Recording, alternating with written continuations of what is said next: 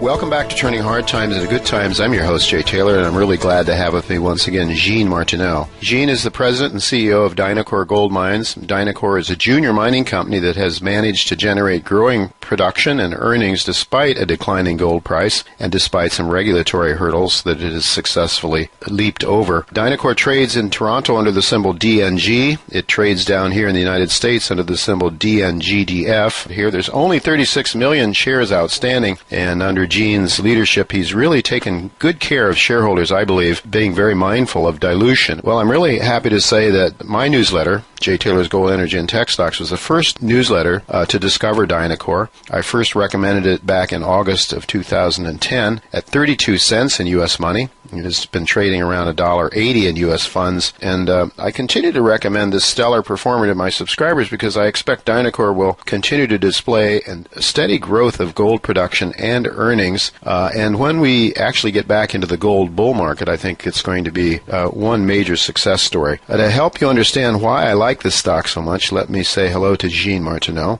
He will tell us what his plans are over the next year or so for Dynacor. Welcome, Jean. It's really good to talk to you again. Hi there, Jay. A pleasure to be on your program again. Yeah, it's always good to talk to you, and I guess it's, when things go well, it makes for good feelings for sure, and Dynacor has been a bright spot in an otherwise fairly gloomy market for gold mining shares. Jean, you've been in the business of purchasing ore from small gold miners in Peru, and you've been very successful in generating very high recovery rates, which has made Dynacor a favorite company for these small miners to sell their ore to. Can you take a minute or two to tell our listeners about your unique business model and why that model enables you to enjoy good profit margins even in declining gold prices like we've experienced over the last couple of years? Sure. In fact, we operate a mill today of a capacity of 250 tons per day, and we buy ore from small miners all over the country. And in Peru, you have a lot of these small miners.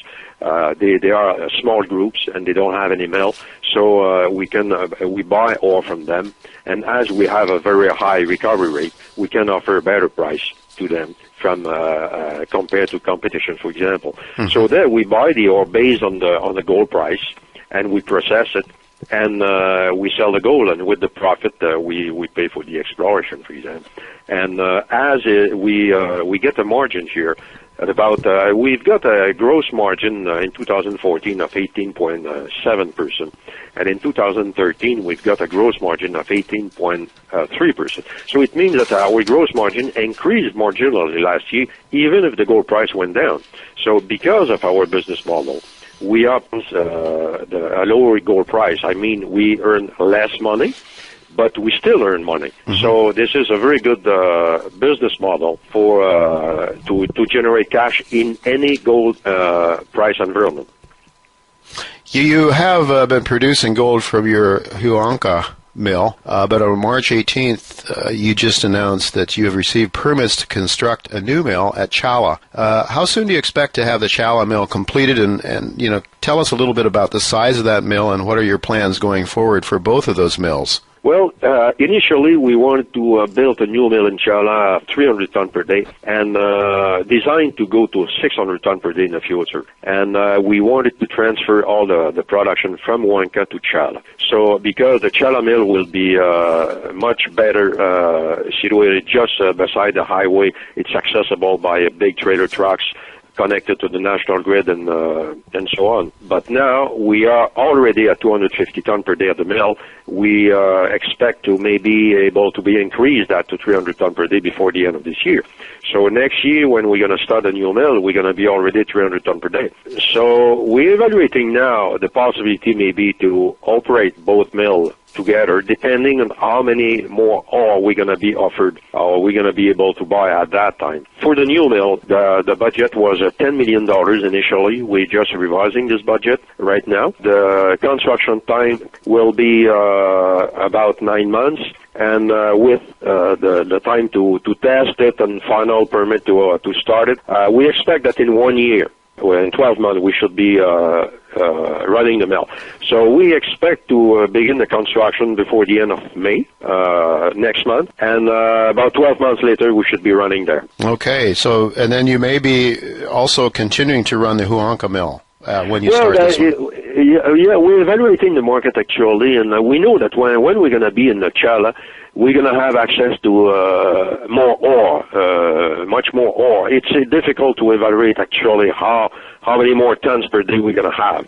But we're evaluating the way to be able to, because next year we're going to have 2 mills fully permitted for 300 ton per day each one. So we're going to have 600 ton per day permitted mills.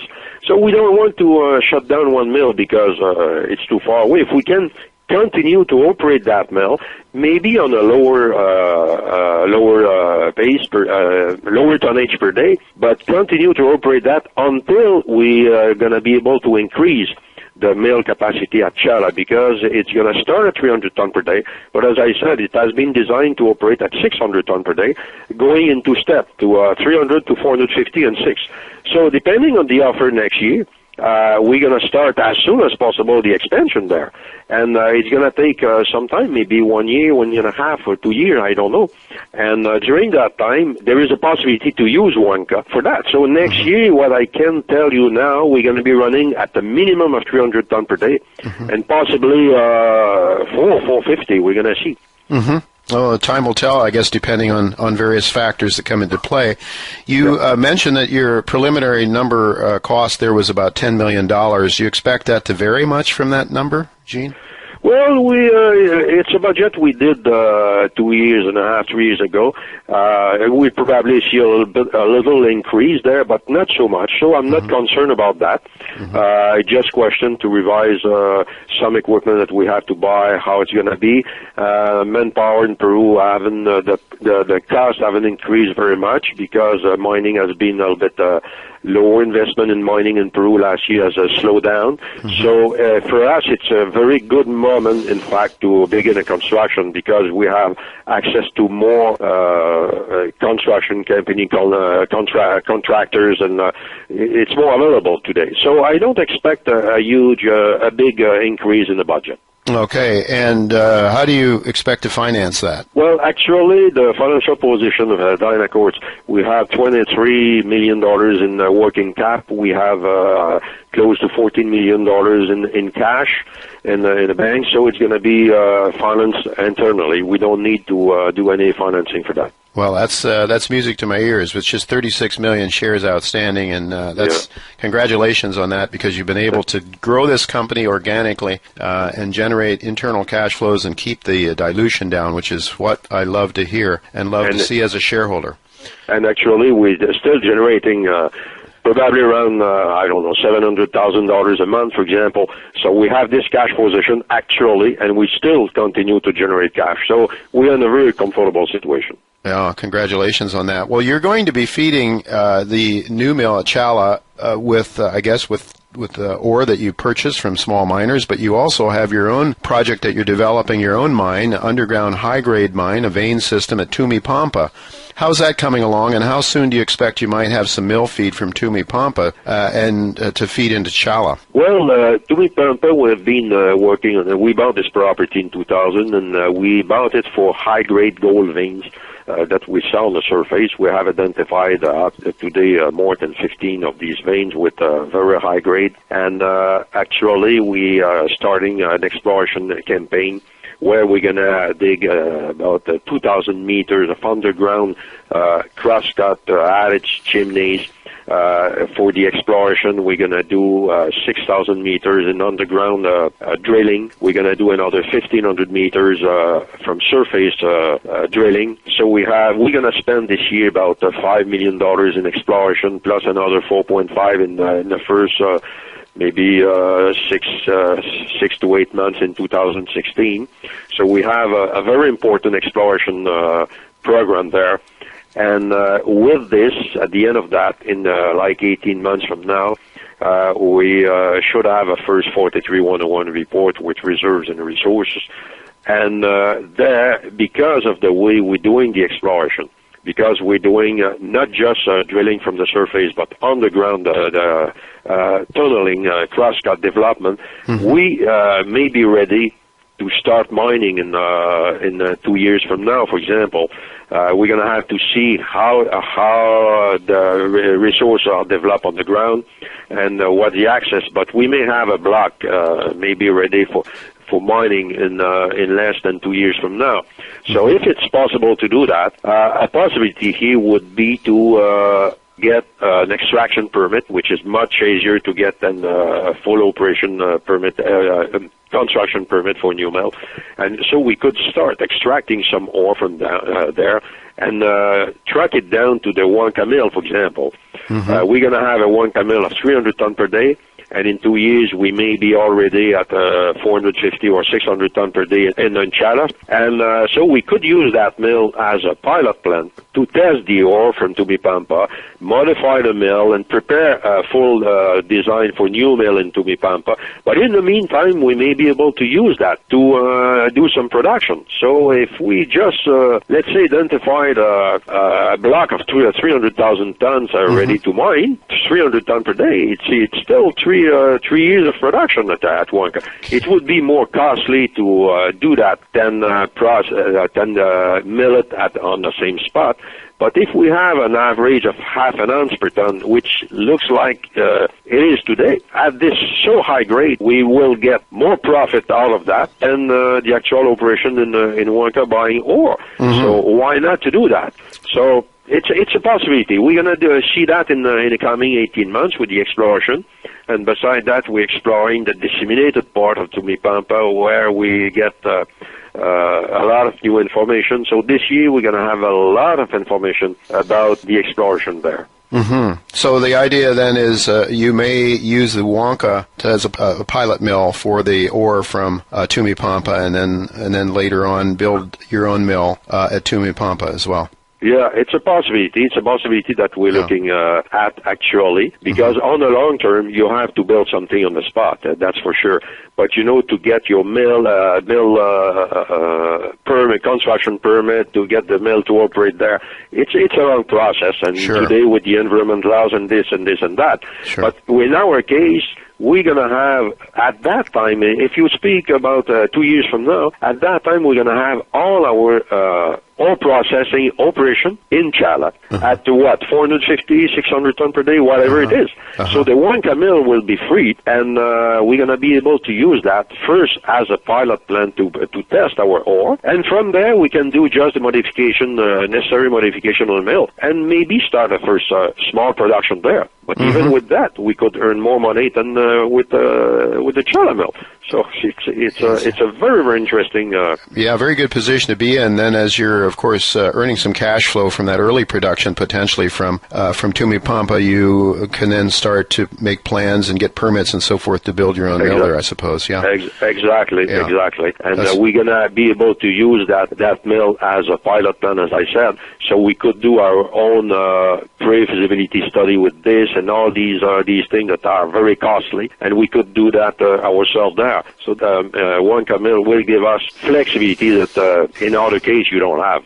Terrific. Well, your Tumipampa plant, of course, you've got this near-term production potential there, likelihood to come, I believe. You also have some tremendous blue sky there in terms of bulk tonnage potential from the Skarn formation that you've got there. What are your plans for that now? I suppose that's something you're putting on the back burner now, and or might you have a major mining company come in and spend some money to do some of that high-cost exploration work there? Well, actually, we began with the vein part, where we've got pretty good success up to today, as you know.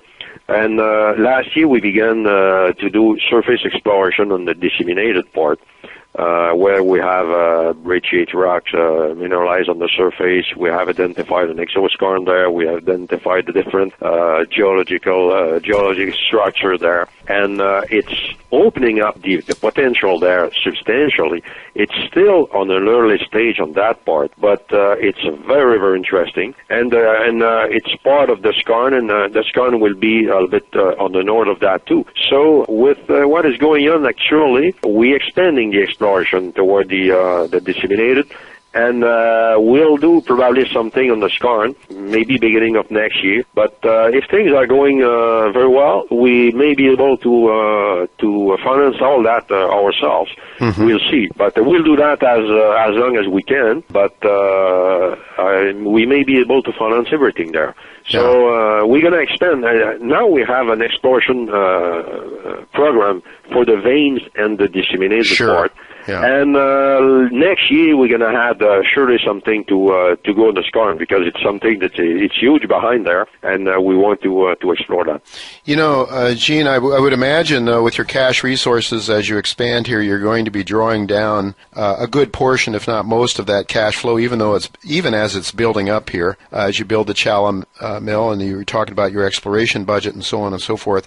So I would imagine that you're not really thinking about any more stock buyback program right now, right? No, we start the buyback program in October last year because the stock price was 160, 150, and we feel that it was quite undervalued. And we began a stock buyback program, which we stopped just before Christmas. We bought, I think, just under 400,000 shares. Mm-hmm. We spent around or close to $600,000 on that.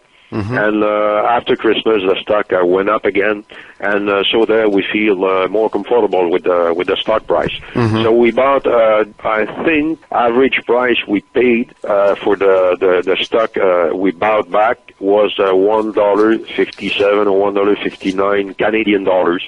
So if you compare with the stock price today, we're at $2.25. So it was a good move. But effectively, with all the investment we want to do now, we don't expect to do any other buyback for the moment. The stock price is good, and as I said, with the construction of the Chala mill, and with the exploration campaign that we've got for this year, we're going to have a flow of news through the year. So I don't see any need for the buyback program for this year. Sure. Well, that makes an awful lot of sense. But, you know, you and I were talking a little bit before we went on mic here about your assets now. Your balance sheet is as clean as a whistle. You don't have any debt. No. And also, you mentioned, I think, that the mill itself almost justifies that is, the valuation of the mill itself almost justifies the current share price. Well, I would say that Tumipampa still has some part of that. But if you look at the numbers, we're at $2.25, and somebody who entered in a stock today, for example, with the profit we're getting out of there, and actually we have a price on earning which is around 10 times. It's not too high, it's good, mm-hmm. but it may be higher than that. So just based on the profit we're doing, and with the fact that we're beginning the construction of the new mill, price is quite solid there. So the possibility to go down is very low. We're going to increase the production now. So you're protected there. And Tumipampa just over that, so it's a blue sky just over that price. So it's quite a good situation there, because you're protected against any lower price. And as I said, we saw in October last year, we feel that the price was really too low for what we have, so we just started a buyback program, and it worked well, because we went back to, we started the year, I think, at 180. We didn't start again to buy. And today we're at 225. We went up to 259 on when we issued the news about the new mill, and we're going to have a flow of news this year. Last year, Tumipampa, we didn't have many news because we did some basic work in geology, for example, geophysics. It's not very sexy for the market. We did a lot of surface channel sampling, but it's not like drilling. It's not like going underground. And we did infrastructure work, like rebuild the road, because it was necessary. We spent $400,000 on the road. Today we have a very good road to go there. It shortened the time from Abancay to the property from 5 hours to 3 hours. Mm-hmm. We can go there today with big equipment. We built a campsite, permanent campsite, our internet, and all that stuff. So last year it was more basic work, and this year it's really exploration work, as we love to do, going on the ground and drilling and all this kind of work. Yeah, that's the kind of thing that should be stock friendly, I would think. Now, Jean, just in closing here, before we conclude our discussion, increasingly people are concerned, Americans are concerned about political risk. You've been involved in Peru now for quite a few years. You've developed a very good relationship with the local people, treating them well and complying with all the laws and regulation. You've got a good reputation with the government and so forth. But how do you respond to people that might be concerned about Peruvian political risk? What's your take on it? Well, as you said, we've been there for 18 years, 19 years now. So it's a country where I'm very comfortable. Politically, it's quite stable. It's democracy. It's going well. Governments are like any other countries. We get a very good one, another one which is not so good for. But it's regular politics. And on that side, I'm not afraid of anything. It's going well. It's a very mining-friendly country. They try to attract as much investment in mining as they can. And effectively, after Chile, I think it's the country in South America which received more investment in mining. Last year, the investment in mining went down not because of political problems in Peru, but because of metal prices. Sure. And mining in the world went down everywhere. But it's still, I think, the fifth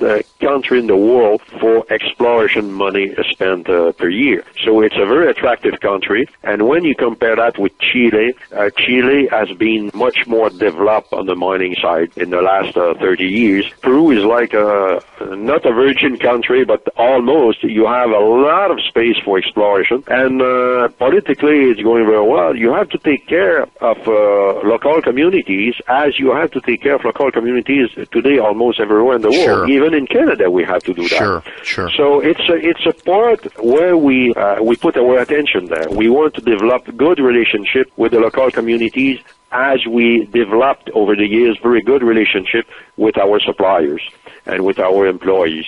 So we're taking a lot of care of that part.